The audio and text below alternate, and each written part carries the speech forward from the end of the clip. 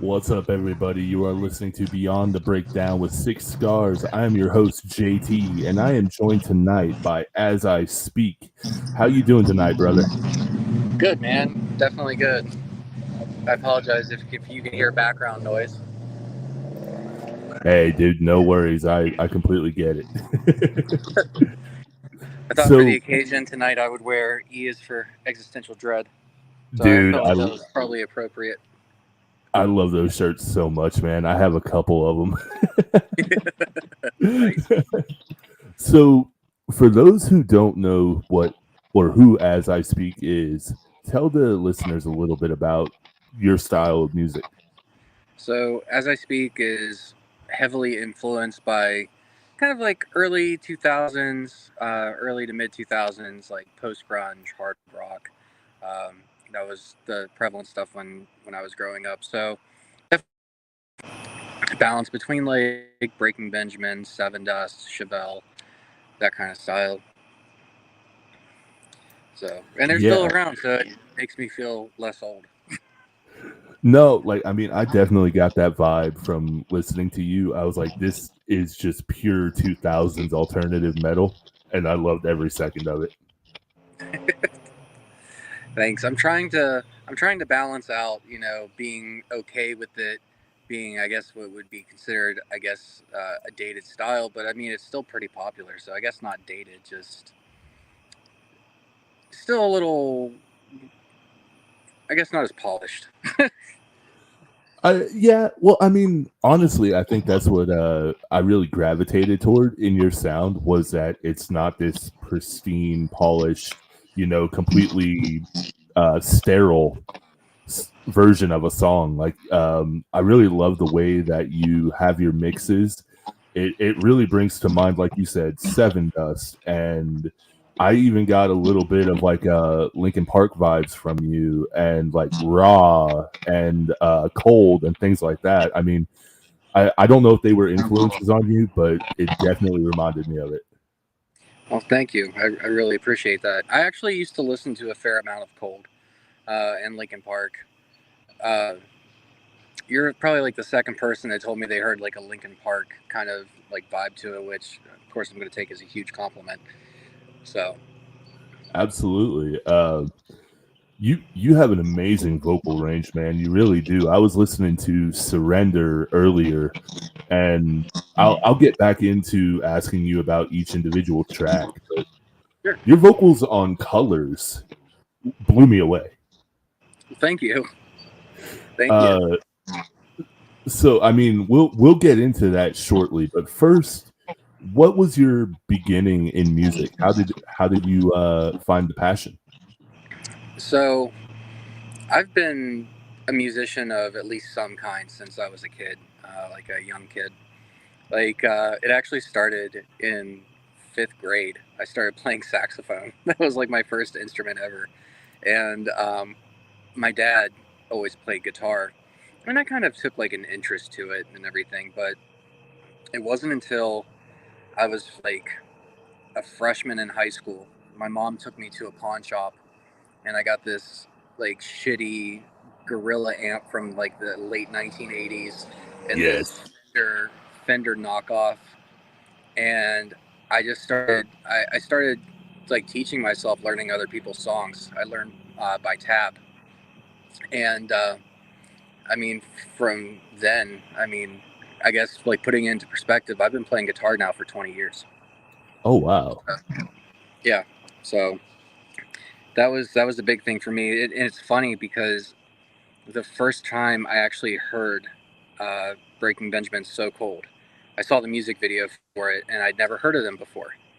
And this was like 2004, so the track was brand new. And from the first time I heard that song, I was like, I want to do that. So that was kind of like my introduction to what I decided wanted my path in life to be. Oh man. Breaking Benjamin is one of those bands that I hold in such high regard. So it's always cool to see people give them a shout out. Yeah, I mean, you know, they were so influential to modern rock. Like, between them and Seven Dust, like Seven Dust at the time was not getting nearly the love that they should have. But, like the heavy riffs and stuff like that they kind of were able to blend into like a commercial radio sound, hugely influential to the genre. Yeah, it really is. It almost upsets me now that people look at them as just a another hard rock band, or as what people now consider like the butt rock. And I'm like, man, you all have no idea what they did for the whole genre. Yeah, I mean, in my first rock concert was them. I was a freshman in college, and it was them, Seether, Red, and 3 Days Grace. Like, you want to talk about a lineup, man? Oh my Like, god, dude! that's god tier lineup right there. That, I mean, like, all of them were so fresh. So, like, being able to see all of them and everything, like, it was so cool. Well, dude, I'm glad you said Red as well, because I definitely got some Michael Barnes vocals on your tracks as well. Thank you. Yeah, Like, I don't know. I didn't really choose like how my voice sounds. And sometimes it's one of those things where I'm like, you worry about separating yourself from your influences. You don't want to bite off of like the people that kind of you know informed your direction of your art and stuff like that. But like I literally can't sing any other way. So. dude, I get it, man. I do my own singing, and it's like I get compared to Manson and Jonathan Davis all the time, but it's like I can't really do anything outside of that. It's just how my vocals are. Right, and I mean, I always take it as a compliment, but it's as like an artist, I have to ask myself like, what makes as I speak, like at what point do I separate myself and have a distinction amongst other artists versus like, oh, you really remind me of so and so. Like I said, I take it as a compliment. Like, no shade to anybody who's ever like drawn a comparison in a positive light.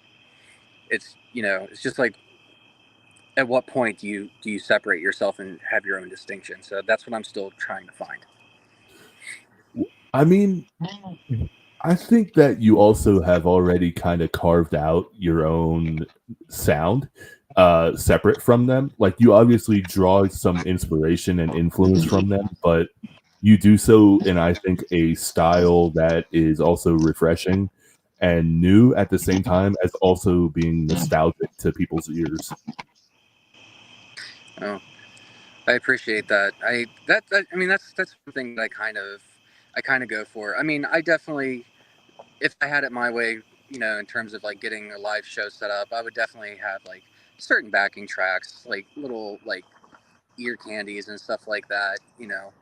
But my biggest thing was I really wanted to write music where if there is a technology hiccup one night and all of a sudden I can't play backing tracks, do my songs fall apart?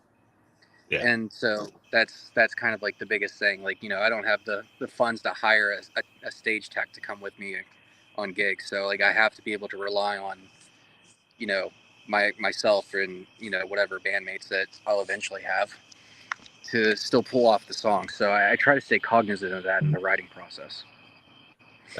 Yeah, 100%. I was actually going to ask you, are the instruments all done by you, or do you have stage bands or studio bands? So um, basically the guitar and vocals are me, and then my producer Ben that I work with, he fills in the gaps. Oh man. So he'll do like the drums and the bass, and him and I have started to collaborate a little bit on like certain programming of like synths and like different aspects to kind of fill out the production itself. But I would say I do 95% of the writing with the guitars. I write 100% of the lyrics. I come up with my own vocal melodies. So I still I still do a lot of the heavy lifting with it, but he's a G and he fills in the spots that I can't. So I always joke that he's kind of like my unofficial second member. I mean, make it official, man. Oh God, dude, he's so busy. He's already in a band. He just had a kid back in October. He's in a band already. He does his production work, man. He's so busy. Isn't that I always asked the him too. I case was like, though? dude, you want to play bass? He was like, bro, there's no way. It's like I know a drummer and he's part of 3 bands, and I'm like, dude, where do you find the time?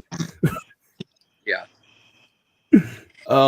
So what was it like? Obviously, we've learned a little bit about your intro into music. What was it like to break into music? Oh man, it was interesting. You know, you spend so long learning other people's songs that you kind of, I think, forget to start developing that muscle of writing your own.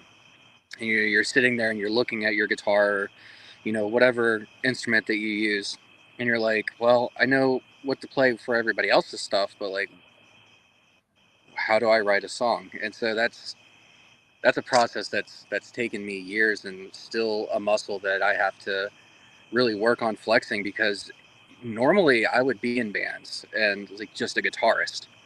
You know, I wasn't a front man. I didn't have like many vocal duties. I collaborated with another guitarist and whoever else. So to really be in the driver's seat and to really like have the majority of the songwriting like fall on me has been a bit of a daunting task. I mean, yeah, absolutely. Especially if you're not used to being in that position. Was it jarring to go from doing just the guitarist to the main vocals? Like, was it a bit of stage fright? Yeah, I mean, for sure. Like, it was one of those things where, like, now that I've heard my voice enough on tracks, I don't hate it anymore. But like when I originally decided to start doing like the solo thing, at first it was very much like being self-conscious about my voice, and especially because like, oh man, people are gonna probably draw comparisons and you know this and that. Like, and I think that happens to a lot of people where you like kind of worry about the shit that doesn't matter, Yeah. but you don't realize at the time it doesn't matter.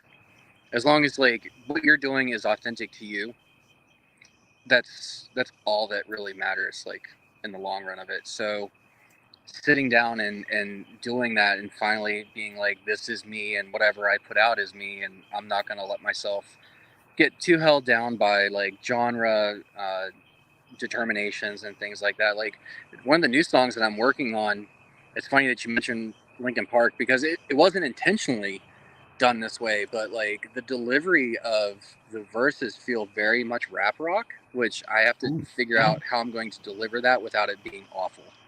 So like, it wasn't intentional. It's just like when I started like riffing on like this one line that I had, the delivery with every line became more and more like rap rock than my typical style of singing. So I definitely, the biggest thing is I don't I don't really try to choose to have a direction with my music, Mhm. because I kind of want to I want to be able to put out whatever I'm feeling for that particular song.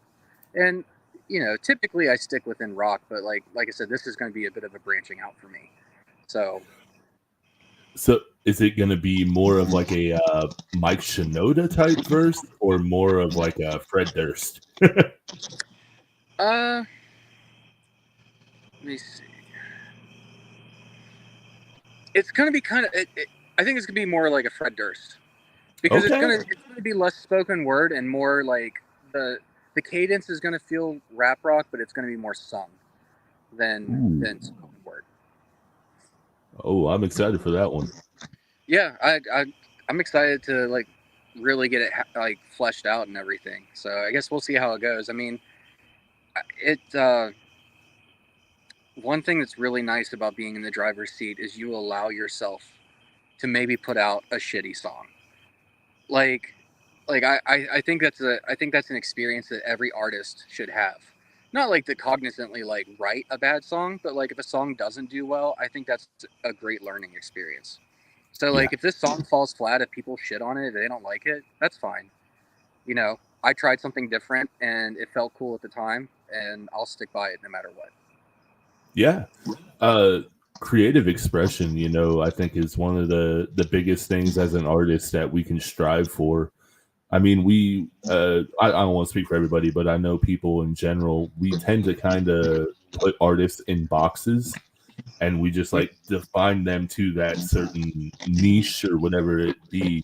So I always like breaking out of my comfort zone. And like you said, when I see that something failed, I'm like, okay, what could I have mixed differently? What could I have done differently that I would have been more proud of, not necessarily for everybody else? Yeah, I mean I think that's something that maybe fans of whatever bands don't really. I don't think they consciously do it. I don't think it's consciously done where you turn human beings into commodities. So like when you talk about putting bands into boxes and stuff like that, I mean it's essentially what it is. Like there is a particular sound that drew you to this band, and if they deviate from it, you don't like it. And you forget in the process that these are living, breathing human beings. They are artists first and foremost before they are whatever identity that you have crafted for them. Yep. And I think that's the main difference is understanding the identity that you have created for these artists versus the one that they have made for themselves. That is beautifully said, actually. It reminds me a lot of, Linkin Park with the way that they branched out and did several different styles, and how a lot of the fan base turned on them because they were trying to express themselves artistically.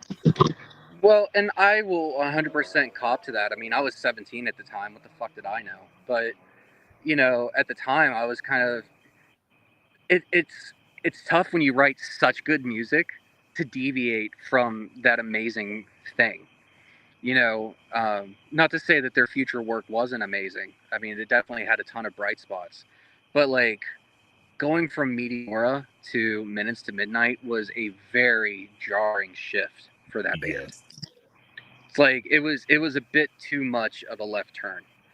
And I will say, like, one that I credit that has done their transition very, very well is Bring Me the Horizon. Like, they started that shift from Sempiternal and, like, they just kind of kept doing their own thing with their sound, but it was never too jarring from the previous release to feel too weird. So I think that they just made too much of a left turn going from Meteor to Minutes to Midnight. But Chester said it best. He's like, man, I'm in my 40s. Like, I can't be singing about teenage angst anymore. And he's 100% right. Yeah. Yeah. I don't want to turn this into a Linkin Park episode just because, I can go on ad nauseum about Chester, rest in peace to the GOAT. Yeah, man. For sure. But we got Will Brawley from the Liars Pacifist podcast. He's in the house saying, "What's up?" Yes, I was about to say hi to him. How's it going, man? Thanks for tuning in. He's a very cool cat, and if you're interested in any other podcasts, I would tell you to look him up. Dude, I'll absolutely. I love talking to people, so like I will pop on any podcast. So if anybody wants me on there, dude, the answer's already yes. Just let me know. Will, you heard it. Get your ass on there and message him. Yeah, man, I'm down. 100% down. So now I'm going to ask you, what was the inspiration behind Still Breathing?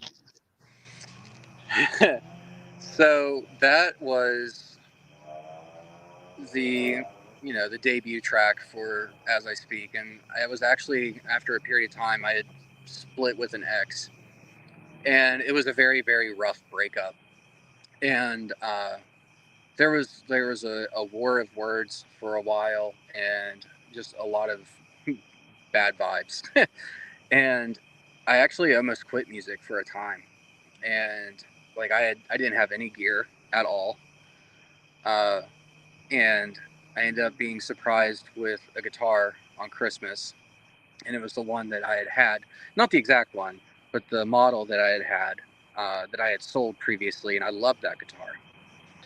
And I want to say like 3 months later, Still Breathing was written. Like I wasted no time. It was more so just finding the person to record it with. Oh man, that's a really good track, man. The chorus jumped off the page when I was listening to it. Thank you. Yeah. So Still Breathing was actually the first time that I worked with Ben, and we had actually not recorded that song together. I recorded it with a different producer, and the version that you hear is the work that Ben did on it, like the strings, and he like did all the drums on it. Like he took that song to like the next level, and like after that, like he's the only producer that I've worked with at this point. Dude, So I can see why. every recorded track you've listened to has been me and Ben. Dude, that's amazing. We got Caleb Strauss from SOLUNAR Records up in the house saying word. What's up, Caleb? Good to see you're alive. Right. He's been trying to stay off the social medias. I mean, honestly, I don't blame him. I had him on the podcast a while back, and I mean, me and him had such a blast. Yeah, Caleb's good people, man. He's a great dude, and that's something I don't know if you ended up putting it down as a question, but like it was after Colors that I signed with SOLUNAR Records. It was like right after that. Wow. Okay. I actually did not have that as a question because, you know, I'm an idiot that forgot to put that. Dude, it's okay. It's okay. I mean, we got like 2.5 years of things that can be talked about. So, yeah, it was like a few months after I had released Colors, I want to say, and I had reached out to SOLUNAR to see if they had any interest, and Caleb and Deja really liked Control and Still Breathing, and like the rest is history. They've been excellent, super supportive. You know, I've got so much love for them both. So they've made it possible for you to hear the tracks that you hear today. Oh man, that makes me happy, dude. Because you've definitely become one of those artists that I've had on repeat. So it's always really cool to see underground artists getting some recognition. Going into the next question, I wanted to ask you about Mend. Yeah. What was the not only lyrical inspiration on that, but what was the instrumental idea for that one? So, Mend was one of those songs that actually came together really quickly, especially musically. Like, I was sitting down at the computer one day, and I just kind of started working on a riff, and I want to say like 5 or 10 minutes into it, that the intro riff popped out, and I was like, I'm keeping that. I was like, that's gonna be so cool. Like, what should I do with it? And you know, I hit up Ben, and we started working on it in the studio. And when I was the lyrical content of it was actually about my aunt that passed away from brain cancer back in 2016. Oh wow! I hadn't had an opportunity yet to, you know, work through it through music, and so I don't remember. I don't necessarily remember it being a conscious decision. It just kind of started one day, and you know, when I was working on like the chorus and stuff like that, one thing that I've started doing is I will actually use a keyboard and, you know, find the key of the song, and then what I'll do is I will actually completely plot out my melody and my cadence with the keyboard, and then I will write to that cadence. Oh So, wow! I've never heard that one before. yeah, so I did that with Mend and Surrender. Wow. Yeah. So well, firstly, let me apologize. I was taken aback at that story, so I definitely apologize for your loss, but I appreciate your openness with being willing to talk about that. Well, I mean, you know, that was the reason I wrote it, and I wrote it to talk about it, to kind of just get it out there and quit holding on to it. And you know, it was funny, the breakdown in the song was not originally part of the structure. We were just kind of sitting in the studio one day, and Ben was like, we should put a breakdown in the song. And I was like, okay. So we just went ahead and did it. Dude, it's definitely a worthwhile song. Anybody who's listening needs to not only check out all of your songs, but especially Mend. Like that's been on repeat for me today. It's been getting a lot of love recently. It's been getting a ton of streams. Well, I say a ton uh, in comparison to what I'm typically accustomed to. But I I mean, I think in the past 3 to 4 months, I want to say like I've gone from around 1,000 streams to over 3,000 streams now on Spotify. So like it's dude, growing. It's growing for sure. Um, so that's I'm really amazing. happy about that. Like it's shout out to SOLUNAR Records, hopefully for being the one of the main cruxes that is helping get you all that exposure. Yeah, for sure. Absolutely, man. Um, Absolutely. so I'm gonna give you a couple just off the wall questions. Sure. All right. So, what was the most unexpected influence on you?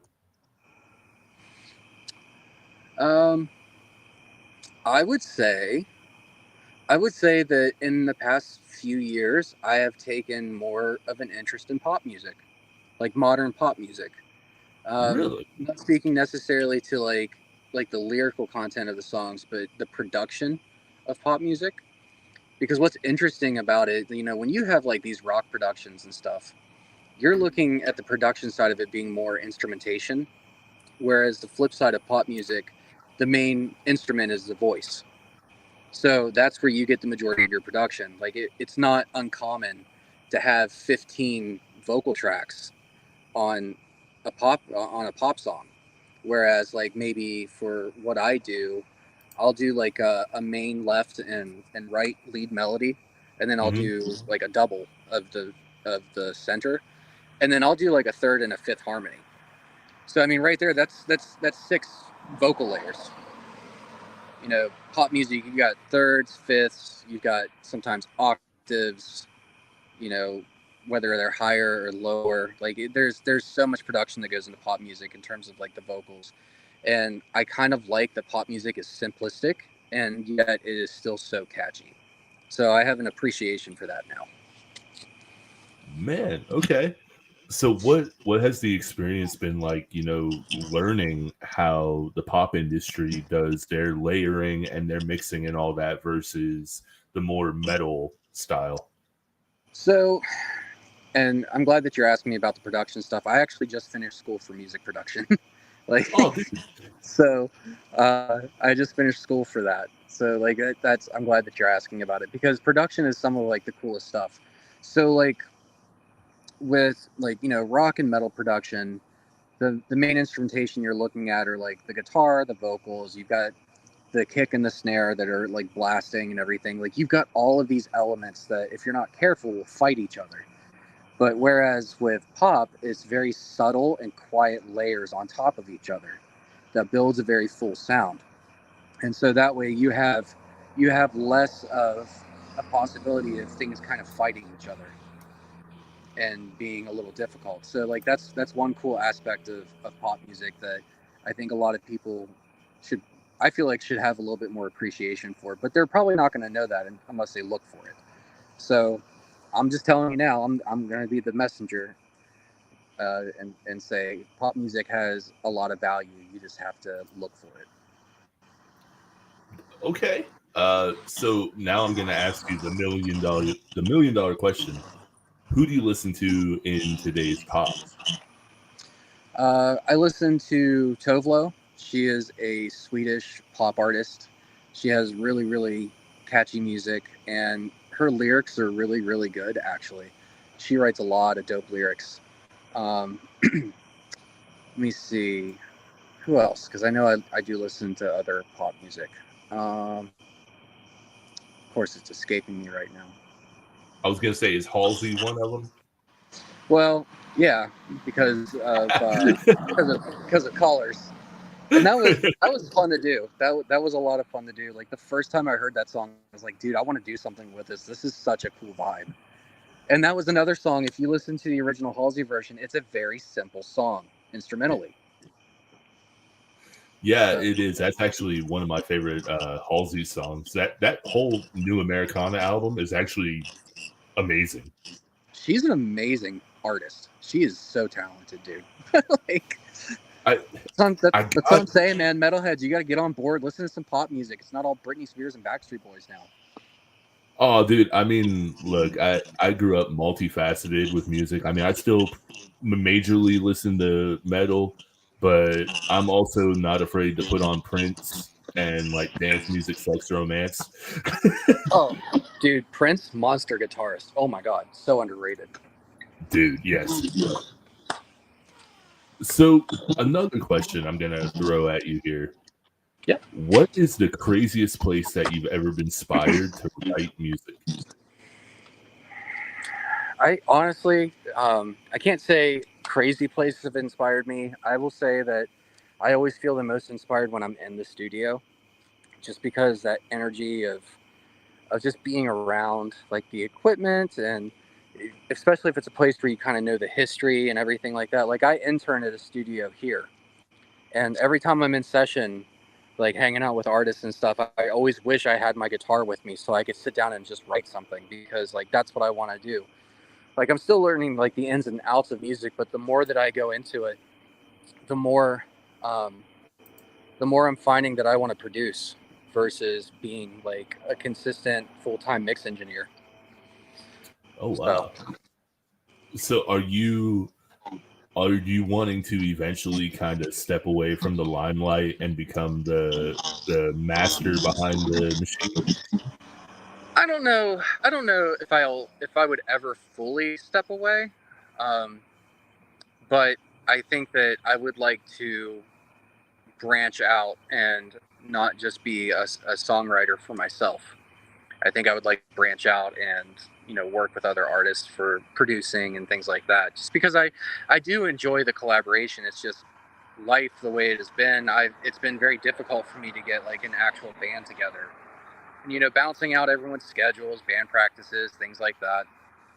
So, um, I don't know if I would ever completely step away from it. I mean, I'm gonna follow as I speak out until I feel like it's coming to its own natural conclusion, but I don't see that happening for quite some time. I hope it doesn't, because I definitely feel like you have a lot more that you want to say. I do. I absolutely do. And the one song that I was talking about, like that has that rap rock vibe, is very much social commentary, just because the world has gotten so fucking crazy. It Yeah. I usually don't say anything about, politics or anything, but I will just say it is insane right now. Yeah. And The that's something I'm being cognizant of too when I'm writing. This is not about like any particular parties, policies, or anything like that. I mean, it's pretty easily argued that no one's really doing their job. no, so, no. so like, it's kind of like the world that we have is a product of their inability to act. And so that's more so what the song is about. Oh man. I'm really excited for that one, because if anything is more prevalent than ever before, it is the like systemic division that they have given us. Like it Yeah. is, I mean, it's horrible right now. Yes, it is. So stepping it back up a little bit from the jackassery of politics. Yeah. We're finally at Control, and that's what I wanted to talk to you about. What was that like creating? That for me was the most Breaking Benjamin style track. So it's funny that you say that, because Control, I actually recorded that under a different project back in 2017. So Oh, that is okay. actually my oldest track. Um, so when I wrote that, I was starting to kind of get my bearings with becoming a songwriter. And I was finding myself in the project that I was in at the time. I was finding myself doing a lot of writing, and not in a resentful kind of way. It just ended up being how it was. That was a time in my life where I had a lot of creative energy going, and I was doing just a ton of the writing.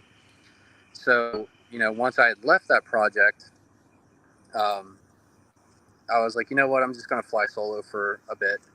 And I actually had recorded that under a different name. And so when As I Speak started up, uh, I re-released it under As I Speak. So that's my oldest track. So, wow. Okay, that's really cool. Did that song evolve and change a lot from like the original, or was it kind of the same? No, it did not. And actually, the only thing that evolved with it, and the room, geez, I can't speak. The reimagined version that I put out, um, that was my chance to actually make the adjustments and edits to that song that I wanted to, because it was too long. The original version, it was almost 5 minutes long, and like it just really needed the fat trimmed out. There was some redundant parts in it that I felt, and so when I decided to do the reimagined version of that track, that was my opportunity to like make those changes. So I would say that the evolution actually occurred more when it was reimagined, because it really hadn't changed at all when I originally recorded it. Oh man. Okay.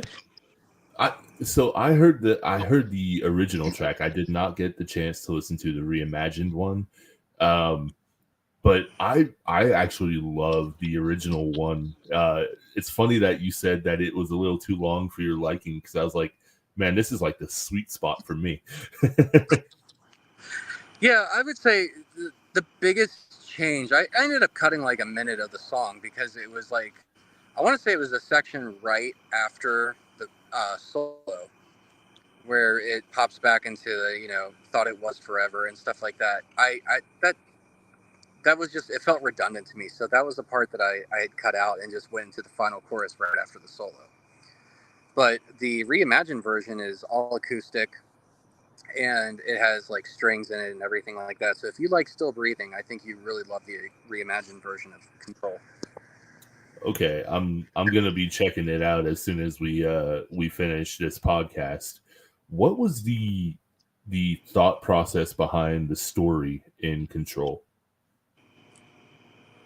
Uh, it was cliche, bad breakup. Like I'm not even gonna play games about it. It was just that, it was it was a relationship that became an unhealthy situation, I guess is the best way to put it. I understand that, man. I mean, to be fair though, that's also where some of the greatest music, can come from, is the deepest heartaches. Yeah, and I think that's why I'm really trying to branch out with the next couple songs lyrically, because I don't have a ton of tracks out as it stands. So, I like feeling like, revisiting the previous lyrical themes and stuff like that. Like, it's not something that I intentionally do. It just is what it is. So I'm trying to branch out and be cognizant of that for songs.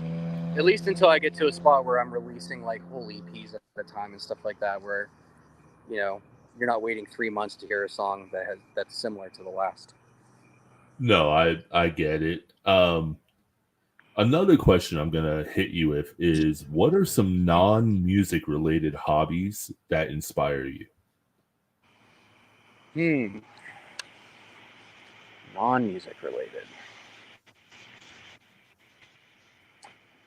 I don't know. I mean, I've got hobbies, but I would say that outside of music, I don't really have any that I would say inspire me necessarily. Fair Um, enough. it's one of those things where like I do so much musically in my life that the hobbies that I have outside of it are like my mental break from creativity. I get that, dude. So yeah, man, like, I was working full time, and then, doing school and like writing for As I Speak and stuff like that. So like anything that I can do outside of the creative process, man, like that's my break. I completely get that, and it's good to have that like little bit of a reprieve from creative output. I've found recently, like, when you burn the candle at both ends, you tend to just like implode. Oh yeah, absolutely. So we are at what I think is probably my favorite cover that I've been able to discover in the last couple years, and that is Colors, your version of it by Halsey. Dude, I have to give you so much credit on this track because while it sounds like the original, you gave it your own flow and your own rhythm and like the own tone, your own tone. What was your mindset on that one? So, without getting on a soapbox for too long about it, because I have several thoughts. Talk as long as you want. So the big thing with covers and the places where I see artists pitfall the most with it is when they deviate too far from the original vibe of the song. You know, when you lose that original vibe, that original energy to the song, if you deviate, if you fly too close to the sun, the whole thing falls apart. So that was my biggest thing, like approaching colors, because I was like, I want to keep it simplistic still, but I want to.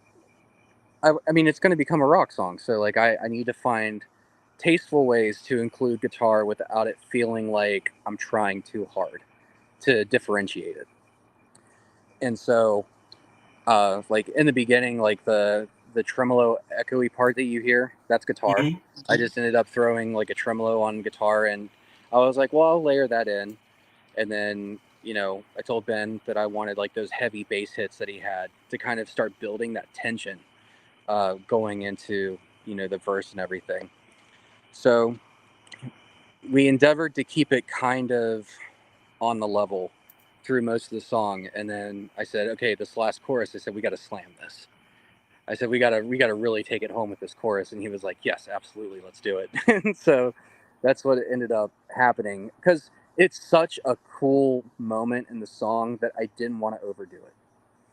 So I wanted to kind of save the best for last with that one. Oh, dude, you did. The first time I heard that one, man, I had it on repeat several times. Um, that's a track that I honestly don't listen to covers of because I love the original so much. Mm-hmm. So when it popped up, I was like, well, I'm either gonna love or hate this.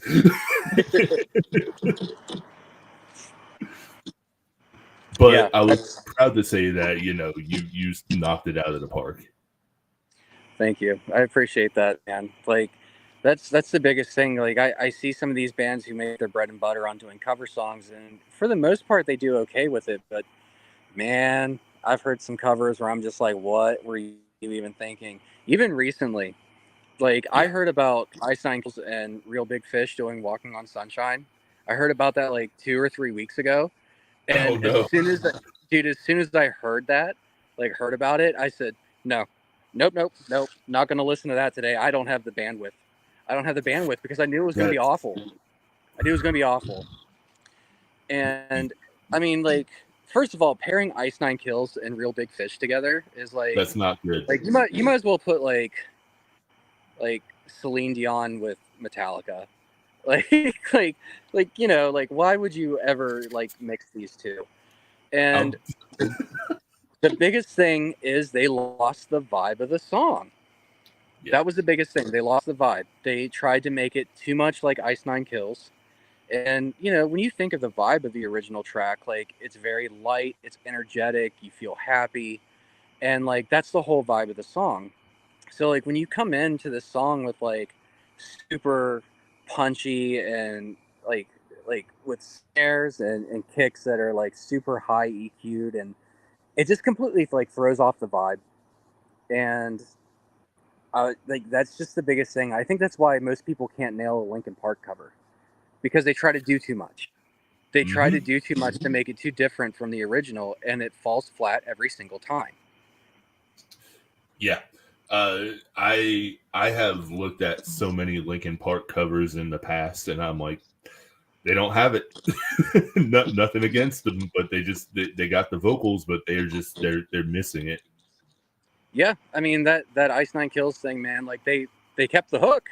The hook was still good, but like Who everything else about that track was just not it.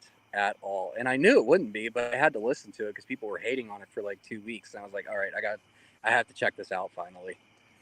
But they Well, lost the plot and it screwed up the song. well, real quick, we got Todd Holbrook in here from I Am Mook, one of the most awesome bands coming out of North Carolina right now.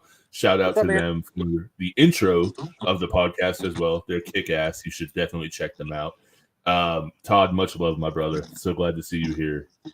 But getting back to the Ice Nine Kills thing, just real quick, why the hell would they choose that song when they're horror-based? So, well, apparently it was done in relation to something related to what they do. It was like, I guess, some American Psycho, either comic series or graphic novel, and they did it within conjunction to that. So it was still on brand for them. It was just they just deviated too far from the original vibe. Like, like, dude, when I think Walking on Sunshine, I'm not gonna think of blast beats. Like, what are you doing? Like, come on, man. And so, like, and that's what it is with songs. Like, if you speed up the song too much, it falls apart. If you slow it down too much, it falls apart. Yeah. So it's like that's something that I try to be cognizant with when I'm doing like a cover track like that. I mean, Just Pretend, the only difference I really did with that was I made it more guitar focused than, like the production focus end of it. So that I didn't really change around too much, but Halsey, I really put my touch on that. It shows, dude. Your vocals in the chorus, especially the last one, it escalates the entire track. Yeah, I am definitely proud of that final hook in there because, like I said, I didn't want to. I knew it was really cool, but I didn't want to do it every time, or it wasn't going to be cool anymore. So, yeah. Repetition can be your friend, and it can also be your biggest enemy in a song. Yeah, you have to be cognizant of that too. Like whenever you're writing hooks, like too much of a good thing. The biggest thing with songwriting, and this is a tip that I will give to anybody who is a songwriter, you want to build your track as it goes. Like, you want to add little things like maybe every 4 to 8 bars and build your track as it goes. And like, that's going to be like the key to getting a song that really sticks with people. Because if you're coming in, you're like slamming in and it doesn't slow down at any point, or it doesn't kind of like take a breath like the whole way through, it's just, it's going to be boring to listen to because there's no dynamics. You know what I mean? Yeah. So that's my biggest thing. Like, I try to build like every 4 bars onto the song, and I'll build that tension and then finally release it with a hook. I like that. I approach my songwriting style almost like a 3-act play. And then, like, like you said, I'll add the little fill-ins after I've written like the outline of what I want to say, and then I'll like go back and look at the inflections I want to add, or see what I can do to help that hook out, or like something that, like you said, is ear candy, because that's what we're trying to strive for. If you're really trying to be radio friendly or anything like that, you want the listener to have that ear for it, like they I mean, stuck in. people can hate on radio all they want, man, but like, there's a reason why it works, and they all share the fact that whether you like the particular style or genre of song, it still has all the ingredients of a well-written track. Yeah. And it's because they build on these things and they have that tension and that release, and that's going to be the ones that stick with people the most. Yeah. Like the one that sticks out for me the most would be, I get hate for listening to them, like their older stuff, but Nickelback. I mean, say what you will about them, but I mean, they have some of the catchiest freaking choruses that get stuck in your head. Oh, dude, they're massively successful for a reason. Like, like, I mean, I know that everybody's like tired of hearing Rockstar and they want to, beat their head off the wall whenever it comes on. But at the time, that song wasn't annoying. No. But it's still on the radio because it had staying power, because everybody can jam it. You could be at a bar somewhere and you might not ever put that song on, but if you're a few beers deep, you are singing Rockstar. Yep. No one's going, like, it would take an act of God to not get you to start belting that song. And that's like testament to their success. Yes. For me, it would be either that or Higher by Creed. And that's another band too that gets all that hate, but they're coming back around too. They're going on tour. You know, Dude. I mean, Mark Tremonti did well for himself afterwards by starting Alter Bridge. Like, Yes. Alter Bridge has some of the best rock writing. Yeah. I mean, Mark Tremonti is a tremendous guitarist that I don't think gets enough attention. Like, I don't think people really understand how amazing of a guitarist he is. Like even with, like, he didn't do it as much in Creed, but in Alter Bridge, like, he plays so much fingerstyle guitar, like almost like classical guitar. Like, he is so talented. He's like a virtuoso. I mean, he really is. And I feel like he gets overshadowed just because of how great Miles Kennedy is. Well, and Miles is a great guitarist too. Like, he's a fantastic guitarist as well. Like, they are heavy hitters with guitarists. So I'm excited. I kind of hope there's a new Creed album. I'm not gonna lie. I'm looking forward to it. Like, I'm seeing so many bands that are from like the early 2000s releasing new music or coming back to prominence. Like Trust Company's been back on tour. Yes, And dude. like Trust Company, like, they've not put an album out since like 2010, I think. Oh, no. And like, they're playing like Incarceration and like going on tour and doing all these things. And I'm just like, please give me a new album, because I still jam you guys to this day. Oh, dude, I caught them at Blue Ridge last year with that. It was a horrible event, but that was one of the most amazing things ever. Was I followed them since I saw them back in WWE for a pay-per-view when they were using Downfall. I don't remember where I heard their music first. I think it might have actually been like my ex-girlfriend in high school, because she ended up getting me into some bands that I'd never heard of. I don't remember if she introduced me to Trust Company or if I had heard them. It's completely possible that I heard them in a Dragon Ball Z movie. I'm not gonna lie. There was that period of time where they were putting like Deftones and shit in Dragon Ball Z.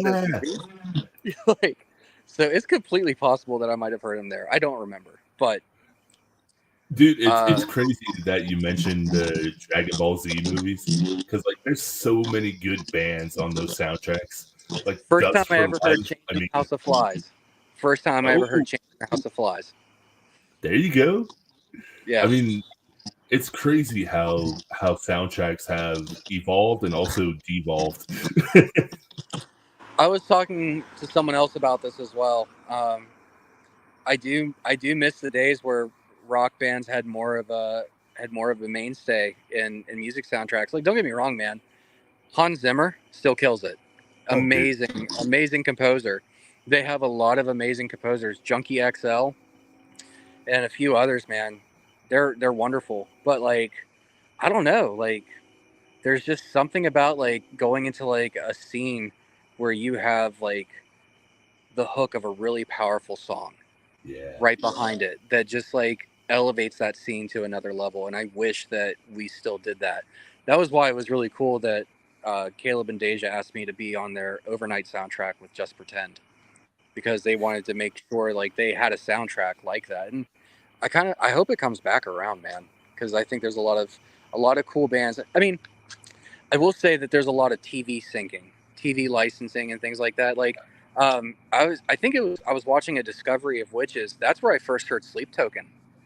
Oh, Was wow. actually in the Discovery of Witches. It was The Night Does Not Belong to God, off their first album, and that's where I first heard them. Was TV. So, you know, it's depending on the show. Like, they still kind of use, you know, rock and alternative bands for it, but we are forgotten. Yeah, and it sucks, man, because like I'll die on the hill that Queen of the Damned has one of the best soundtracks ever made. That's what I have heard people say for years. I will admit, I've never seen the movie. It wasn't intentional. I've just never seen it. I mean, that's fair. Like, it may not hold up because I look at it with nostalgic glasses, but the soundtrack you need to check out. I mean, I think it's all in context of when it was created too. I mean, like early 2000, like late 90s, early 2000s is where special effects kind of started to evolve a little bit. Mhm. So, you know, you've got some spots where the special effects don't work, but they tried. So, Yeah. But I it mean, could. like, how cool can you be though, being a vampire named Lestat while having Jonathan Davis's voice for when you sing in the movie? Yeah, that's a good point.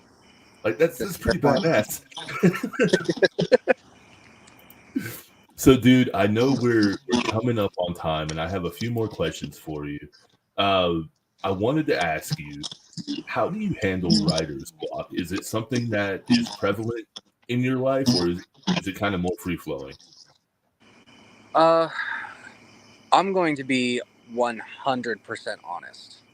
My biggest issue is I sometimes find difficulty in balancing out my time between working on music and doing other things because, especially after like going out and working for 10 hours in the sun, like I come home, like I don't want to sit down at the computer and pull my guitar out. Like I want to veg out. And so, and then even then, like on my days off, I intern at the studio. So like I've been really bad about sitting down and working on my own stuff. Like full disclosure.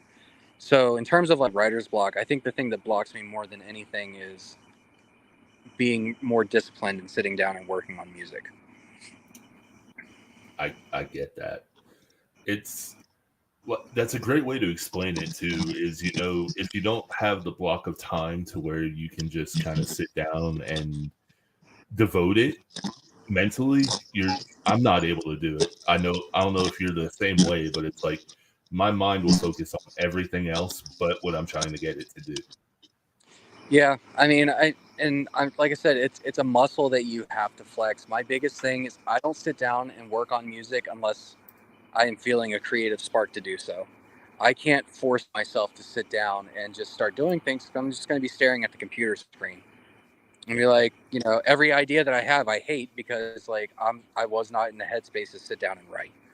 So, and I think a lot of that also has to do with the fact that it's mostly just me. When it's kind of just you doing it and you don't have someone to bounce it off of or anything. Like, there's also like something to be said about that creativity of working with another person. Yeah. Because like maybe they start to have like the start of a cool idea and then you're like, oh, what if we did that, and it just goes from there. So when you're sitting down and you're like having to kind of you know pull on that all of that creative energy yourself, it's kind of hard to do, at least for Yeah. me. Other people might do a lot better with it, but at least for me in my current spot of my career, it's not as easy for me as it is for other people. I no, I agree, man. There was times where I could sit down and I could like hammer out 3 or 4 songs as far as lyrics go, and now it's like I'm pulling teeth, just to get a verse sometimes, just because I'm not in the mindset. Well, and I think also it's also finding out what works for you. Like I've been asked before, like, oh, do you write lyrics first or do you write music first? Well, it's kind of both. So like it's one of those things where it's like you have to find what part of the creative process works for you so that you can flex that muscle more often. Because like if you're kind of like rudderless going into working on music, you're not going to know what works best for you because you have no direction. So I think that's the biggest thing that I have to figure out for myself in terms of the writing process, and I think I'll start to be able to be a little more consistent and efficient with my songwriting. Well, I mean, I can't wait to see the next step for As I Speak. I have one more question about your songs, and that is about Surrender. What Yep. is the story that you can tell me behind that one? Uh, so Surrender is basically I I kind of did a blend on that song. I had the original inspiration for it, but it kind of took on the life of kind of feeling like you were just completely beat down. Like just having like the weight of the world on your shoulders, and you can't take another thing. And a lot of that had to do with personal stuff that was going on with my life. My mom got sick, and dealing with that, and like trying to help and take care of her the best way that I'm able to. And the the absolute jarring effect it had on my life. I mean, I was originally interning last summer going into the fall, and I had to walk away from that, a full-time job, and, be at home with my mom while she was dealing with her illness. And so surrender actually took a long time to complete because of that. I was so stressed out with that, trying to do school. I had no creative energy whatsoever. So when the lyrics really started to come when I told you, like I do, I find my cadence and my vocal melody. And as soon as that happened, like the lyrics came within an hour. That song was written in an hour. So it's Wow. just like, it was just like one of those things that once I had the melody and everything going, writing to it was like the easiest thing, and all of that just kind of poured out. It it definitely, I think, hit home for me as your most emotional sounding track. Yeah, I would agree with that. I mean, that is my goal when I write a song, is I always want to outdo the last one, which might not be like the best mindset to have, but I try to do a little bit better each time. And so for me, that was really working on my lyrics and working on my vocal cadences, because like I do okay like writing a hook on its own. I did okay with Mend doing that, but with Surrender, I really wanted to kind of try to step that up a little bit, and I think I did succeed in there. Yeah, you definitely did, man. It's one of those songs that really tugged at my heartstrings when listening to it, and knowing a little bit of the story behind it, man. It's definitely a great a great way to. I'm trying to think of the right word. A great way to express what you were going through at the time. Yeah, yeah, I appreciate that, man. It was definitely probably my most emotional song. Yeah, I would agree with that for sure. So, man, I know we've gone all over the place tonight, and I personally want to say thank you so much for taking the time to do this, because it wasn't the easiest schedule lineup on my behalf. Just things have been absolute chaos this month, and I do apologize. Oh, dude, it's okay. I appreciate you having me on. Like I said, I like to talk to people, man. So, like I said, anybody that wants to put me on a podcast, I will sit and gab with you. We don't have to talk about music. I'll just sit and talk with you. So, like, I'm glad that you had me on. And I mean, the hour has flown by. So, Dude, I love hearing that, man. I'm always like worried that my guest is gonna think, "Wow, this is not going fast at all." So I try to make it, like a real casual experience for them. no, But I man. I will mean, say, oh, go ahead. I was just gonna say, no, man. If someone asks you to come on and like talk and just talk about your art and stuff, like that's an opportunity, man. That's a privilege. Someone's asked you to do that. Like, enjoy your time. That's how I feel, man. Like for me, when I get the chance to come on here and talk to everybody that I get to talk to, and make the connections that I do, and hear the stories, like, to me, man, that feeds me. Like that feeds my energy levels, and getting, hopefully, a little bit more of a crowd for the people that are on there is my ultimate goal. And aside from that, this is also a mental health based podcast. It may not seem that way just because of how we talk about music, but I always try to get a little bit of, I guess, what you could call like a nugget or anything from somebody. So, what is something that you wish others knew when getting into music as far as their mentality? I think the biggest thing that you should do when you start music is figure out your goals from the start. I would say goals for sure, because when you are on that path, there are going to be pitfalls, there will be twists, there will be turns. So when you're going through all that, if you lose sight of why you're doing it in the first place, you're going to tank yourself doing that.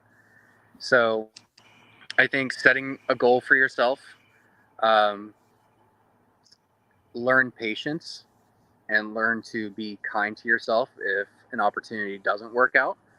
Um, whether it just falls through or whether, like in your process of, you know, growing as an artist, maybe you hold the opportunity. It happens. Just be kind to yourself and just keep pushing forward.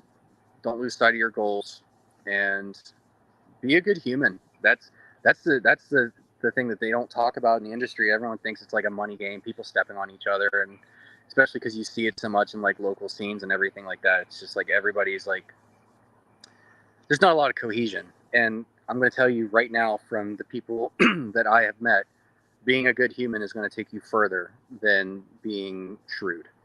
So Yes. 100%. So I mean, last two questions here, and the first one is, what is next for you?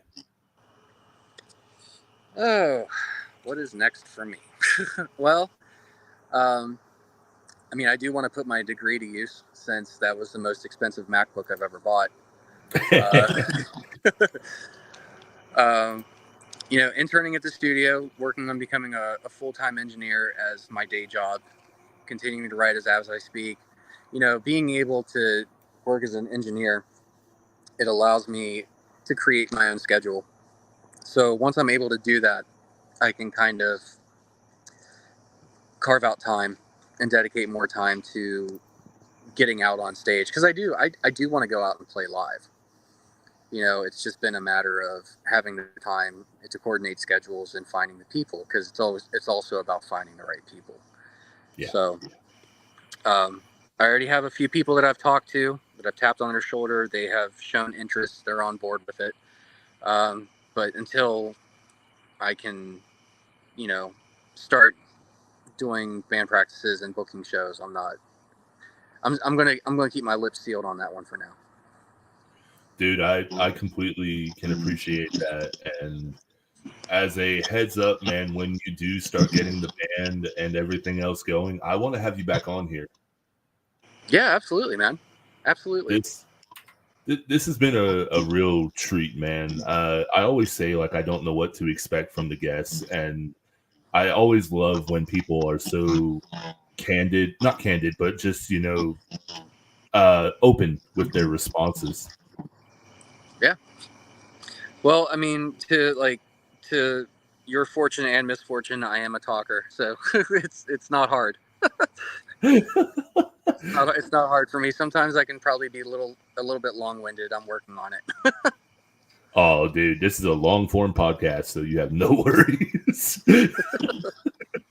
We've had one where it was, I think, I am Mook, and then I had to begin anew, and we went for like 2 hours. Nice. It was just good fun, man. But the last question, man, and I ask everybody this: you went beyond the breakdown tonight with 6 scars. How you feeling? I'm feeling great, man. This was a really great experience. I'm glad that you had me on, and that you've taken such an interest and enjoyment in what I do. That means a lot. That's the goal, man. That's what all this is for. Dude, absolutely. And if you need anything from me as far as promotion wise on my page or anything, please hit me up. Let me know what you need me to share, and I will gladly share you to as many groups as I'm a part of and tag you in as much as I can. I mean, the biggest thing, man, just try to get that Surrender lyric video that I've got up on YouTube, man. Get that around as much as possible. That helps a lot. Hell yeah. Well, man, I want to say thank you again for this. Just truly such a blast. And my brother, I will see you on the next one. Yeah, absolutely, man. Have a good night. You too, man. All right. Bye. Everybody, that was As I Speak. Such a great episode this really was, man. I'm not going to keep you all for too much longer. I always say that, but I mean it. I want to say thank you. This is actually episode, let me pull up this real quick because I've missed the numbers the last couple weeks. This is episode 25 of the Beyond the Breakdown podcast. And I need to tell you that when I first started this, I never saw it going the way it has. This started off as like a purely mental health based podcast with a little bit of music sprinkled in. And now I have people actually messaging me and asking me about being on the podcast and, you know, looking at me like, you know, it's a really humbling experience. When I wake up and I'll see a few emails that are like, yo, I saw you on the podcast. Like, I have this band and we're interested. Would you be interested? And I'm like, holy shit. Like, dude, I'm this kid from Virginia who just took the dream of listening to music and making music and talking about music and wanted to make it a reality, you know? It's just, like you all bring out the best in me when I'm on here. Sometimes it gets difficult, you know. There's some times where I don't really want to do this, if I'm being honest, and it's because it can be mentally taxing, you know, along with a lot of my other creative endeavors. I end up getting burned out pretty easily, but then when I'm on here and I'm interacting with the guest or I'm interacting with you all, it's like you bring me back to where I was when I first started this and the love that I had for it every single time. And for that, I can't thank you enough. This has just been beyond amazing. I mean, we're at, you know, 500 followers on the Facebook page, and you guys are not slowing down, you know. I can't say enough good things. With that being said, though, I do have a song for tonight. That was a submission. It is from, let me pull this up real quick. Ba ba ba ba ba ba ba ba. There we go. All right. It is from Nick Lang, who is out of the United Kingdom. It is with J.M. Fopple and Jake Hackett from Astringency. It was mixed by Cody from Like Moths to Flames, and it is a melodic metalcore song that deals with the struggle of living with someone who is battling with depression and how hard it can be to realize that you alone can't fix these issues. So, man, this is going to be an awesome one. I hope you guys stick around for it, and also stick around for the brand new outro video that I've been working on. So, without further ado, I will see you all next week when we go beyond the breakdown with 6 Scars.